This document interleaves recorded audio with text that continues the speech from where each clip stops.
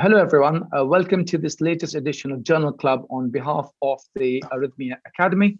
I'm Dheeraj Gupta from Liverpool, and I'm going to be coordinating the discussion as usual. For this edition of Journal Club, we don't have a particular EP procedure that's being discussed or a particular diagnosis which is being discussed. It's in fact something totally different and something very unusual as compared to our previous areas of discussion. It all relates to the use of social media for cardiology, especially electrophysiology. And you don't need me to tell you that the use of social media for cardiology has been increasing exponentially over the past few years. There are many social media channels such as Facebook, LinkedIn, but particularly Twitter. And a lot of our colleagues have taken to Twitter like a duck takes to water. But then there are other people who are very reluctant about using Twitter. So how do you go about using Twitter to the best of your capability? How do you get the best out of the medium? Well, we are delighted that two of our electrophysiologist colleagues have published a paper recently in Europace on do's and don'ts of Twitter use for electrophysiology, a practical guide for the use of Twitter for us folks. And I'm delighted to be joined by them. So that's David Dunker from Hanover in Germany, and Dominic Lins from Maastricht in Netherlands. So welcome to both of you. Thank you very much, Dheeraj. It's a pleasure being here. Okay, well, thanks very much for joining us. So the way we will run this little session is for David to present a few slides, which basically covers in brief what the paper was all about. And then we'll have a little discussion at the end. So David, if you can take over the screen now, please, and show us some slides. Sure, Dheeraj, thank you very much for this nice introduction. And as you said, Twitter has really developed being a professional and powerful tool for scientific interaction, for education, for networking, and it really has been implemented into our daily routine in interacting with our colleagues, and especially for us being EPs, we wanted to provide a really practical guide for those, as you said, being reluctant or hesitant to join this community and to use this tool for all the benefits it has. Of course, it has limitations and we can discuss some of them, but it has developed being really a powerful tool for us in our daily routine, as I said. And of course, I invite you to read the full paper, but I have here some of our main figures and tables just to show you what it is about. It is really thought to be a practical guidance for everybody who wants to join on Twitter, showing it hands-on how to use it. And this is one of our main figures in this manuscript, showing the different points, how to engage with a tweet, how to build a tweet, how to react, because it's social media, right? It's not only reading through some lines, but it's interacting with the colleagues and reacting on their comments, etc. And we wanted to provide some guidance for this too. We also tried to show how to build more than only a tweet, a comment, but maybe to think about a tweetorial. We have a practical guidance for a tweetorial and some really hands-on commands how to use it. Another important impact of social media was the impact during international congresses in the last year. And you see here another figure we used in this document to show the impact during the ESC Congress 2019, showing the reach and the networking effect and the overall activity during this Congress with nearly 50,000 tweets on the ESC Congress alone. And we have similar activities during the ERA Congress that we are waiting for too. And of course, we discuss some of the strengths of social media and especially Twitter, but also the limitations. And I will not go into detail, but of course we have important strength on the immediate impact you have if you tweet a comment, if you tweet any scientific new content of new technologies, new strategies, etc. But let's not forget that there are, of course, limitations on this aspect, that it is, of course, a democratic tool, but it is not peer-reviewed. And in science, we should aim for high quality, and peer review is one aspect of high scientific quality, of course. On the other hand, it is a matter of democratic peer review, perhaps, because everybody can comment on new findings, on new scientific aspects, etc. So I invite you all to read through this manuscript, and I hope we can increase the further Twitter activity in the next months together. Okay, well, great, David. That's a very nice introduction to this very interesting topic. So you've obviously been on Twitter for a while now, and I understand, Dominic, you've been on Twitter for quite a while too. So if I were to ask both of you, what are the biggest advantages you have noticed in your practice by joining Twitter?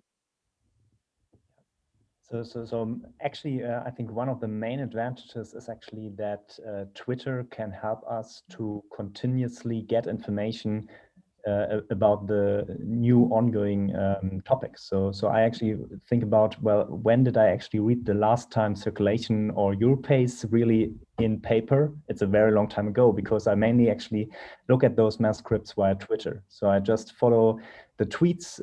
There are actually editors really responsible for social media nowadays, and they actually try to identify the most important and most interesting ones. And me, as a person using Twitter, can actually follow those journals. I think this is actually one huge advantage. Another advantage for me is also how we experience at the moment conferences. This changed significantly, right? So actually some years ago, it was still that we actually had a paper of the program and we flew to the conferences. We do not fly anymore. We don't have paper anymore.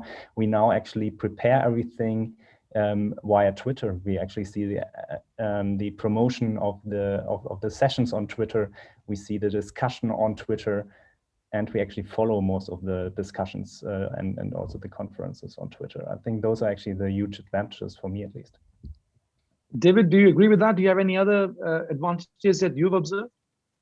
Of course, I fully agree with that, and that's the main aspect to me as well. I may add that it also breaks down some barriers we could experience. It breaks down the distance, of course, because we can interact with colleagues from US, from any country in the world, and it breaks also down barriers between generations, let's say, because we have a easier way to interact between juniors and seniors, get some mentoring through social media, and that's an important point to me too.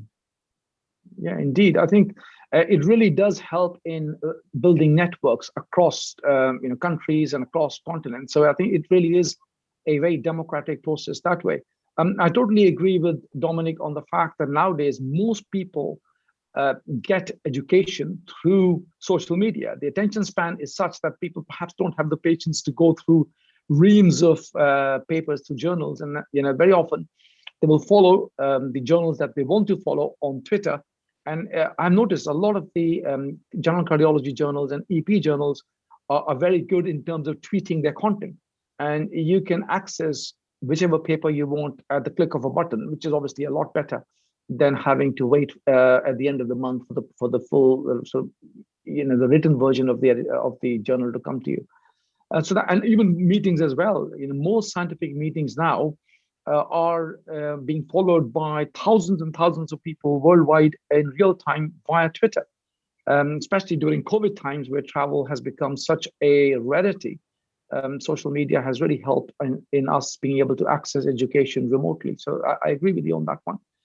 Now, there are obviously different kinds of metrics now when it comes to social media. In the olden days, when we had the traditional publishing model, it all used to be your citations for your paper. And now people have different kind of criteria. You have the altmetric score, you have the number of followers, the number of retweets for your Twitter feed, etc. So is that going to become increasingly important in terms of determining somebody's profile, whether that's academic profile or not, in going forward? I actually think it adds a lot. So if we consider, for example, how long it takes until a journal or a manuscript is actually cited, it always takes a year or even longer. So if we think now about, for example, tweets about a manuscript or tweets about an initial idea, even before something is published, this becomes much quicker. And I think one important point here is also like we already mentioned before. Well, it's not peer reviewed, but on the other hand, it's actually very spontaneous. We can also communicate about initial ideas which might actually found to be wrong or not accurate at the end, but it also actually provides a lot of options for innovation. I think that's also nice. If it really replaces something like an age index, I think it doesn't replace it. It will most likely add also information about how you are active on social media and how you are engaging and how you are actually, or how your ideas are picked up. And I actually think that in the future, if probably the next generation of EPs might just want to just apply for a position or so, it might be not just the age index, but maybe also the followers or, well, whatever. Yes, I've observed that as well, that some of the biggest names in EP are also quite active on Twitter as well. So it really, I think it works both ways. I read a paper that the paper that ends up being tweeted more on Twitter also has a higher citation index a year later. So I don't know if that's correct or not, but certainly it seems to stir up attention about that paper, and people tend to then cite it a bit more than if it was not on Twitter at all. Yeah, I think actually this is a very interesting point. Actually, again, coming to the role of social media for journals, for example. So on the one hand, there are those social media editors, but on the other hand, there are also large studies indicating, it was actually a randomized study which was performed for European Heart Journal, for example. What they actually did is that they randomized all manuscripts during a certain period of time, either for social media promotion or no promotion. And what they found, exactly like you said before, so those which were tweeted and promoted on social media, those manuscripts also had significantly more citations afterwards. And this also indicates actually that it becomes a very powerful tool, not just for us researchers, but then also for the journals, to actually increase their impact factor, to increase also the uptake and the early uptake of those manuscripts. And to be able to follow this early uptake, well, you need to be on social media, because otherwise you miss this, right? Well, that's obviously, we've discussed some of the advantages of Twitter. David, I noticed there was a slide there in which you mentioned some of the disadvantages as well, or some of the things that we have to be a bit careful about. Would you mind expanding on that for our viewers? Yeah, sure. I mean, I don't want to be the devil's advocate today, because of course I want to have more people engaging on social media, but we should be aware of the limitations, and we should name them as well. As I said previously, we don't have a real peer review for any tweet. So the diffusion of any content will not be regulated except by the community, of course. If you react on a post and you say this is not correct, or this has to be corrected in wording, phrasing, scientific content, etc., you can react on this tweet, but you can, it will not be rejected by Twitter, right? As for a scientific journal. And I mean, this is a limitation, but this is something we can, of course, connect with and react with, because if the community reacts on scientific fraud or scientific content that is not correct, then the system regularizes itself. That's one important point. Another point is that the algorithm of Twitter works by who you follow. If you follow any football team, you will get content from football teams. If you follow mainly EPs, then you get mainly EP content. And this, of course, creates a follower bias, because you get the content you decide. This is maybe a benefit, but also a limitation, because you create a bubble of content that you chose, and you will not be provided with other content. This helps to have only EP content, of course, or scientific content if you follow the right people, but it could also limit what you are provided with.